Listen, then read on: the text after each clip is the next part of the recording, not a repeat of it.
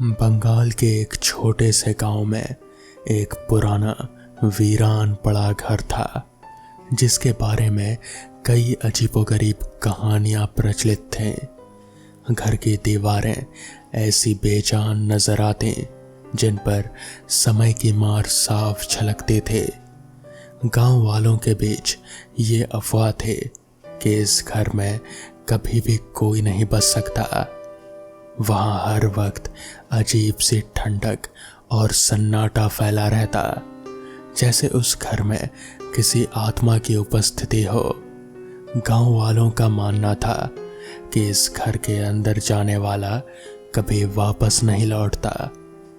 अमोघ एक लंबे अरसे के बाद अपने गांव के उस वीरान पुराने घर में वापस आया था जिसे उसने बरसों पहले छोड़ दिया था। उसका इरादा था अपने पुश्तैनी घर को बेचने का। वो घर जहां एक बार उसने अपनी जिंदगी के कई साल बिताए थे। वो चाहता था कि उस पुराने चैप्टर को बंद करके वो अपनी नई जिंदगी में फिर से लौट सके। लेकिन जैसे ही उसने घर के पास कदम रखा, उसे महसूस हुआ कि यहाँ अब कुछ भी पहले जैसा नहीं रहा। हवाओं में एक अजीब सा ठंडक और अंधेरे में कुछ छुपा हुआ सा प्रतीत हो रहा था। लेकिन उसे आभास नहीं था कि जिस घर में वो कदम रखने जा रहा है वहाँ उसके साथ कुछ भयानक घटने वाला है। घर के पास पहुंचते ही अमोघ ने महसूस किया कि वहां कुछ अजीब सा है। हवा में एक भारीपन और ठंडक थी जो सामान्य से बिल्कुल अलग थी। घर की टूटी खिड़कियों से अंदर झांकने पर अंदर खूब अंधेरा था। दरवाजे पर जमी धूल, काई लगी सीढ़ियां और आसपास का अजीब सन्नाटा अमोघ को बेचैन कर रहा था। धूल से ढकी हुई सीढ़ियां, झाड़ियों से घिरी दीवारें और टूटी फूटी खिड़कियां, ये सब मानो उस जगह की अतीत की कहानियों को बयां कर रहे थे। अमोघ ने दरवाजे की कुंडी पर हाथ रखा और उसे लगा जैसे दरवाजे के पीछे से किसी की निगाहें उस पर टिकी हुई हों। दरवाजा खोलते ही उसे एक सर्द झोंका महसूस हुआ, जैसे किसी अदृश्य शक्ति ने उसके अंदरूनी भावों को कुरेद दिया हो। उसके कड़वी यादों को पीछे छोड़ने की कोशिश की और अपने कदम घर के भीतर रख दिए, क्योंकि ये वही घर था जहां उसने अपनी पत्नी यशोदा के साथ कई साल बिताए थे। लेकिन आज ये घर उसके लिए अजनबी, डरावना और अंधकार से भरा लग रहा था। दरवाजे को खोलते ही एक सर्द नम हवा का झोंका बाहर की ओर आया, मानो सालों से बंद कमरे की पीड़ा बाहर निकल रही हो। उसने धीमे कदमों से घर के अंदर कदम रखा और हर कोने में उसे ऐसा लगा मानो कोई छाया उसे ही देख रही हो। अंदर घुसते ही उसे एक अजीब सी जलन की महक महसूस हुई। ये महक उसे अपनी पत्नी यशोदा की याद दिला रहे थे, उस यशोदा की जो उस घर में जलकर मर गई थी। उसने महसूस किया कि इस गंध के पीछे सिर्फ यादें ही नहीं, कुछ और भी था। उसकी सांसें भारी हो गईं और उसने उस घटना को याद किया जब वो इस घर को छोड़कर चला गया था, अपनी महत्वाकांक्षाओं के पीछे भागते हुए। उसे याद आया कि उसने यशोदा से वादा किया था कि वो जल्द ही लौटेगा, लेकिन उसे कभी लौटने की ज़रूरत ही महसूस नहीं हुई। और जब यशोदा इस दुनिया से चली गई तो अमोघ ने पीछे मुड़कर भी नहीं देखा। उसे नहीं पता था कि उसके पीछे उसकी पत्नी पर क्या गुजरी। अगले ही पल एक दृश्य उसकी आंखों के सामने उभरने लगा। उसकी पत्नी यशोदा एक सीधी साधी गांव की लड़की थे जो उससे बेहद प्यार करते थे और उसकी हर बात पर आंख मूंद कर विश्वास कर लेते थे। अमोक ने उसे इस पुश्तैनी घर में बसाया था और वादा किया था कि एक दिन इस घर को छोड़कर वो किसी बेहतर जगह जाएंगे। लेकिन कुछ वक्त बाद अमोक के मन में पैसे कमाने का लालच जाग उठा। उसने विदेश जाने का मन बना लिया और एक दिन उसने यशोदा को ये कहकर घर में अकेला छोड़ दिया कि वो कुछ दिनों में लौट आएगा। उसने जाते जाते यशोदा से कहा, तुम इस घर में ही रहना, बाहर मत निकलना, मैं जल्द ही बहुत सारा पैसा कमा कर लौटूंगा। यशोदा को यकीन था कि उसका पति जल्द ही वापस आएगा, इसलिए वो उसी दिन से दिन रात बस इंतजार करती रही। अमोक के जाने के बाद गांव के लोगों ने कई बार यशोदा को अकेलेपन में तड़पते देखा। वो इंतजार करती, दरवाजे की ओर निहारती। हर आहट पर उसके कदम दरवाजे की ओर बढ़ते हैं, लेकिन हर बार वो वापस लौट जाती। समय बीतता गया और अमोद का कोई पता नहीं चला। कई महीनों बाद भी यशोदा के मन में ये उम्मीद बनी रही कि उसका पति वापस आएगा। उसके दिल में इस कदर अकेलापन और डर भर गया कि वो बाहर कदम तक नहीं रखते थे। धीरे धीरे यशोदा के मन में अकेलापन की काली छाया गहराने लगी। एक अंधेरी रात जब तूफान तेज था और बिजली की कड़क से घर की खिड़कियां थर्रा रहे थे, अचानक घर में शॉर्ट सर्किट हुआ। बिजली की चिंगारियां दीवारों से फैलने लगी और देखते ही देखते आग भड़क उठी। यशोदा उस कमरे में फंस गई जहां वो अमोद का इंतजार कर रहे थे। उसकी चीखें पूरे गांव में गूंज उठी, लेकिन किसी ने भी उसकी मदद के लिए घर में जाने की हिम्मत नहीं की। कुछ देर बाद जब गांव वाले आग बुझाने पहुंचे तो उन्हें यशोदा का जला हुआ शरीर उस कमरे के बीचों बीच पड़ा मिला। उसका चेहरा बुरी तरह झुलस गया था, लेकिन उसकी आंखें अभी भी खुली थी, मानो वो अपने पति की राह देख रही हो। गांव वालों के पास अमोद का कोई पता नहीं था, इसलिए उसे घर के पीछे ही दफन कर दिया गया। तभी सारा दृश्य उसकी आंखों से ओझल हो गया। अब वो खुद को कमरे की ओर बढ़ने से रोक नहीं पाया। जैसे जैसे वो घर के अंदर बढ़ता गया, उसे महसूस हुआ कि उसके हर कदम पर घर के कोने से हल्की हल्की सिसकियां सुनाई दे रही थीं। वो आवाज़ें अस्पष्ट थे पर अजनबी नहीं लगी, लेकिन उन कमरे में पीड़ा और आक्रोश की गूंज थी। अमोक ने घर के जिस कमरे से आती हल्की हल्की सिसकियां सुनी, वो कदमों से उस आवाज का पीछा करते हुए उस कमरे की ओर बढ़ा। ये वही कमरा था जहां एक समय यशोदा उसका इंतजार करते थे। उन सिसकियों के बीच उसने एक जाना पहचाना नाम सुना, अमोक। ये आवाज उसकी रगों में ठंडक का एहसास करा रहे थे, मानो उसकी आत्मा तक पहुंच रही हो। कमरा धुंधला सा था और अब धूल और धुएं से भरा हुआ था, जैसे किसी ने उसे बहुत समय से छुआ ना हो। तभी उसे दीवार पर एक बड़ा काला धब्बा दिखाई दिया, मानो वहां कभी कोई भयानक हादसा हुआ हो। जैसे ही उसने हाथ बढ़ाकर उस निशान को छुआ, अचानक एक झटका सा महसूस हुआ। वो शायद आग लगने के निशान थे और तभी कमरे का दरवाजा अपने आप बंद हो गया। वो डर से कांप उठा। वो दौड़कर दरवाजे को खोलने की कोशिश करने लगा, लेकिन दरवाजा हिल भी नहीं रहा था। तभी फिर से कमरे में एक सर्द सन्नाटे की आवाज गूंजने लगी। अचानक से उसे एक ठंडी फुसफुसाहट सुनाई दी। अमोघ, क्यों नहीं लौटे तुम? उसने जल्दी से अपने चारों ओर देखा, लेकिन वहां कोई नजर नहीं आया। उसकी धड़कनें तेज हो गईं और उसे लगा कि यह सिर्फ उसका एक वहम है। वो धीरे धीरे घर के पीछे की ओर बढ़ा, जहां यशोदा को दफनाया गया था। तभी उसे अपने कंधे पर किसी के हल्के हल्के स्पर्श का एहसास हुआ।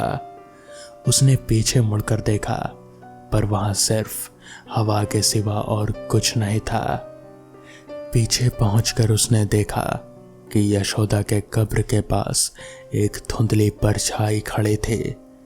परछाई ने धीरे धीरे अपना आकार लिया और वो यशोदा में बदल गई, जिसके कपड़े जले हुए थे और चेहरा दर्द और गुस्से से भरा हुआ था। तुम मुझे इस हालत में छोड़कर कैसे जा सकते हो अमोघ? यशोदा की आवाज में एक गहरी पीड़ा और क्रोध था। अमोघ ने कांपते हुए कहा, मुझे माफ कर दो यशोदा, मुझे नहीं पता था कि तुम्हारे साथ ऐसा होगा। यशोदा ने एक भयानक हंसी हंसते हुए कहा, माफी नहीं अमोघ, मैंने जो अकेलापन और पीड़ा झेला है, अब तुम्हें भी उससे भोगना पड़ेगा। अमोघ ने घर से बाहर भागने की कोशिश की, लेकिन घर की खिड़कियां और दरवाजे अपने आप बंद हो गए। वो घर के अंदर फंस गया। उसके कानों में बार बार यशोदा की दर्द भरी चीखें गूंजने लगी। अचानक पूरे घर में आग की लपटें उठने लगी। उसने दरवाजे को तोड़ने की कोशिश की, पर वो बंद था। चारों ओर धुआं भर गया और उसकी आंखों के सामने अंधेरा छा गया। अगली सुबह गांव वाले जब घर के पास आए तो उन्होंने देखा कि घर पूरी तरह से सामान्य था, लेकिन अंदर जाने की हिम्मत किसी ने नहीं थी। कहते हैं उस दिन के बाद से उस घर में अमोघ की चीखें गूंजती है और एक जली हुई परछाई दीवारों पर घूमती दिखाई देती है। उस घर में जाने वाला हर इंसान उसे खाली पाता है, लेकिन वहां की सर्द हवाओं में आज भी अमोघ की आत्मा कैद है, जैसे यशोदा की आत्मा ने उसे हमेशा के लिए अपने पास बुला लिया हो। तो दोस्तों, ये थी आज की पहली कहानी। तो चलिए बढ़ते हैं आज की दूसरी कहानी की ओर। इस समय रात के 12 बज चुके थे। सुल्तान को दूसरे शहर में अपने अब्बू के लिए दवा लेने जाना था। कुछ दवाइयों का इस शहर में टोटा पड़ गया था और जो थोड़ी बहुत मिल भी रहे थे, उनके दाम दवा विक्रेताओं ने बहुत बढ़ा चढ़ा कर लगा रखे थे। सुल्तान को लगा अगर पास वाले शहर से दवा ले आई जाए तो बहुत सस्ती पड़ेगी, क्योंकि उसके अब्बू की दवा बहुत लंबे समय तक चलनी थी। इसलिए वो आज सुबह ही लखनऊ निकल गया था।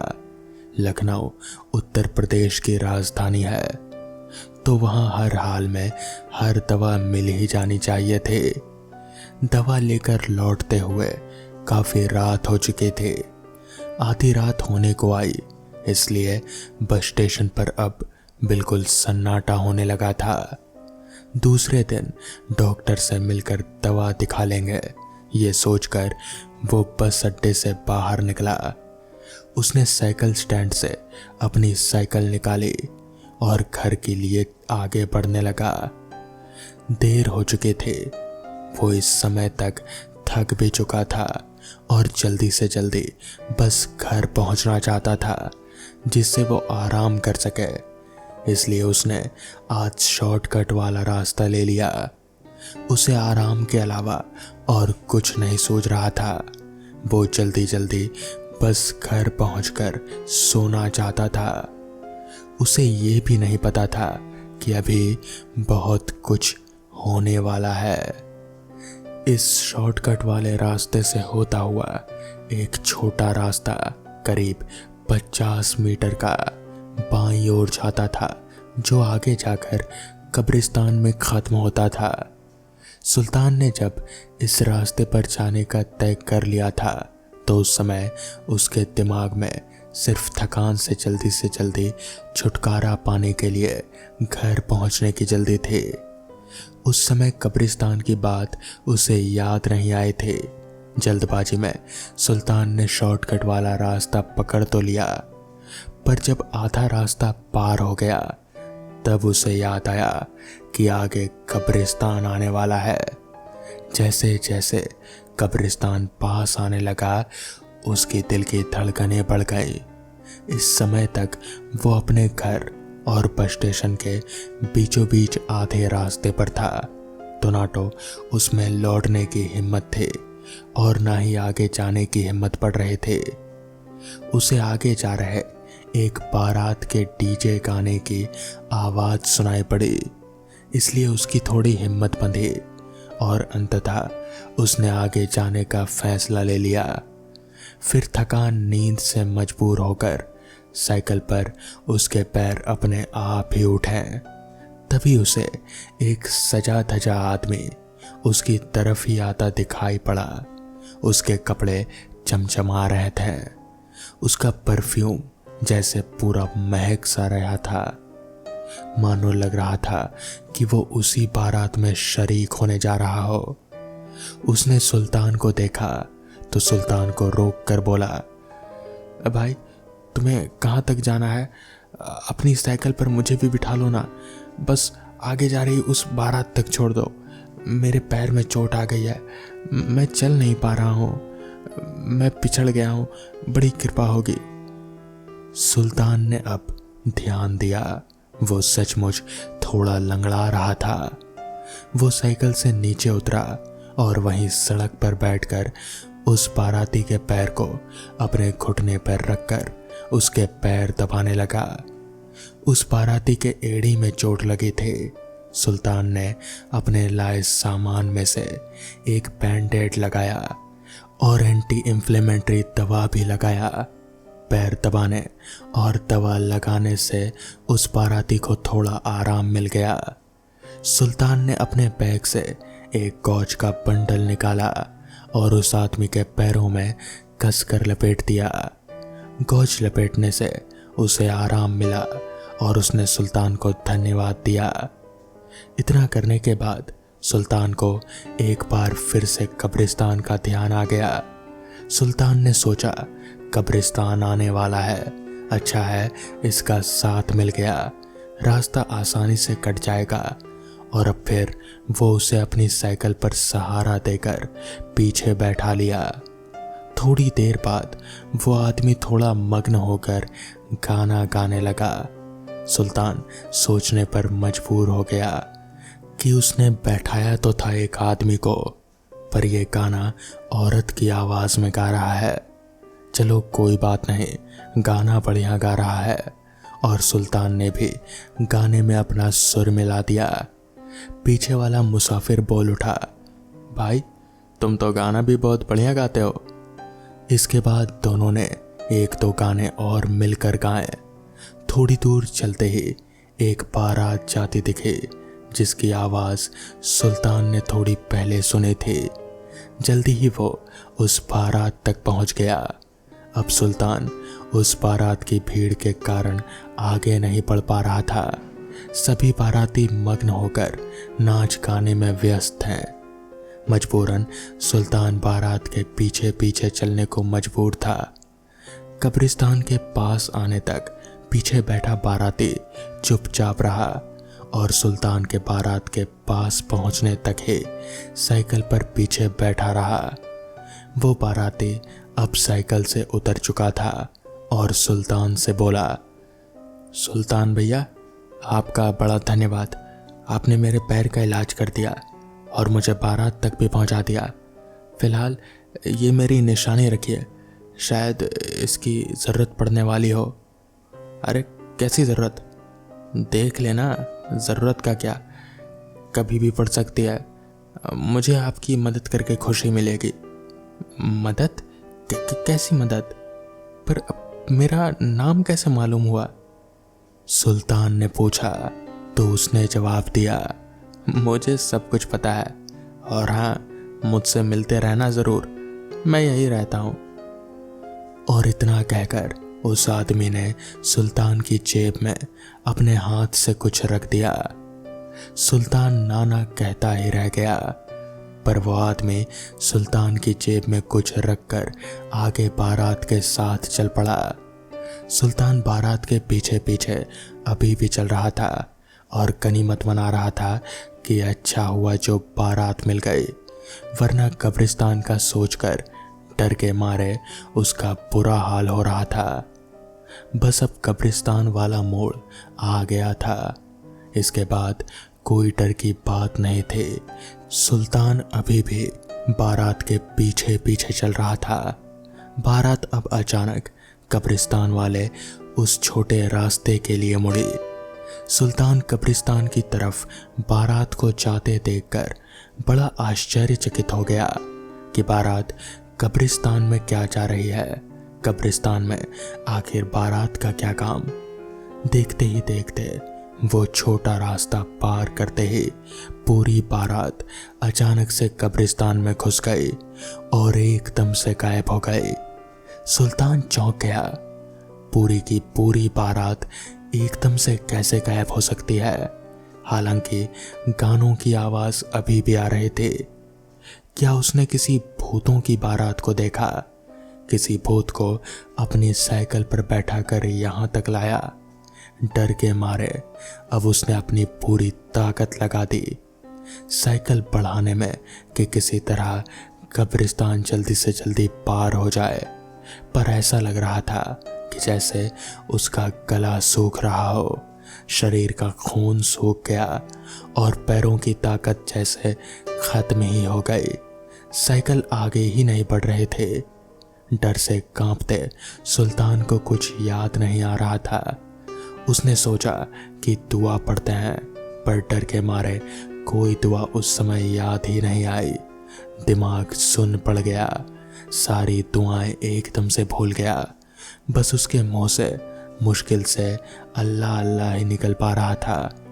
वो जड़वत हो चुका था और थोड़ी देर में अल्लाह अल्लाह रटते रटते उसका डर कुछ कम हुआ और जल्दी ही वो अपने घर की सड़क तक भी आ गया। घर आकर सुल्तान थरथराते शरीर के साथ ही पहले अपने अब्बू का हाल चाल लेने गया, पर डरते कांपते देखकर अब्बू ने भी पूछा कि क्या हुआ, ऐसे कांप क्यों रहे हो?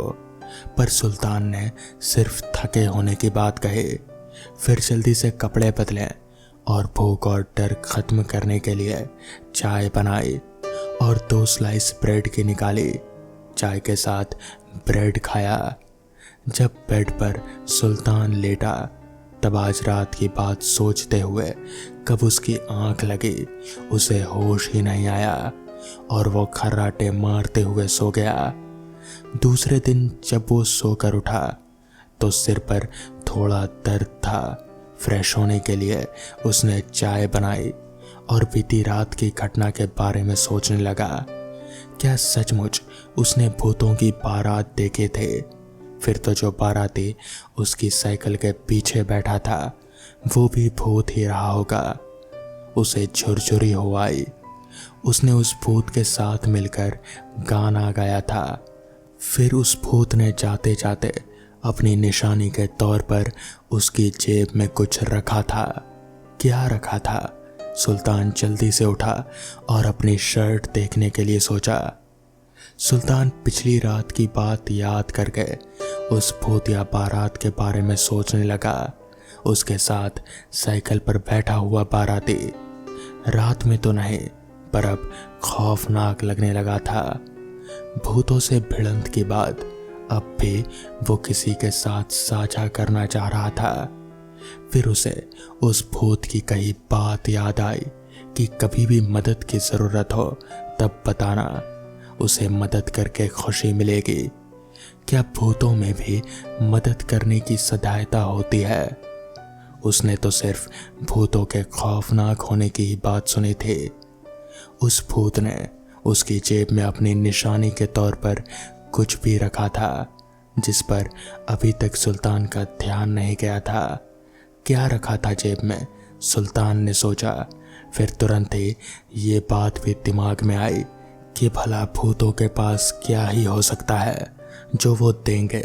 फिर भी सुल्तान का दिल हुआया कि चलो एक बार शर्ट की तरफ चेक कर ही लेते हैं। इतना सोचकर सुल्तान ने अपनी शर्ट उठाई और शर्ट पर कुछ भारी सा उसे लगा। उसने जेब में हाथ डाला। उसके आश्चर्य की सीमा नहीं रही। उसके हाथ में कोयले के 5 टुकड़े थे। ये कोयले उस भूत की मदद करने के लिए उसके लिए एक इनाम था। उसने कोयले जेब से बाहर निकालने चाहे, पर जैसे ही उसने कोयलों को बाहर निकाला, वो 5 कोयले के टुकड़े 5 सोने के चमचमाते सिक्कों में तब्दील हो गए।